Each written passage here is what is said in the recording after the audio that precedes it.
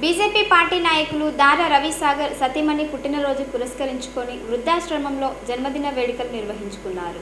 మంచిర్యాల జిల్లా మందమరి మండలం భారతీయ జనతా పార్టీ యువ నాయకులు దారా రవిసాగర్ సతీమణి పుట్టినరోజును పురస్కరించుకొని గద్దారాగడిలోని షేడ్ వృద్ధాశ్రమంలో వారి యొక్క సతీమణి దారా రజని పండ్లు మిఠాయిలు పంపిణీ చేశారు. అనంతరం వారితో కలిసి కేక్ కట్ చేశారు. ఈ కార్యక్రమంలో బీజేపీ నాయకులు వినయ్, సంగపు హనుమంత్, బొడ్డు గురువయ్య, శ్రీనివాసులు పాల్గొన్నారు.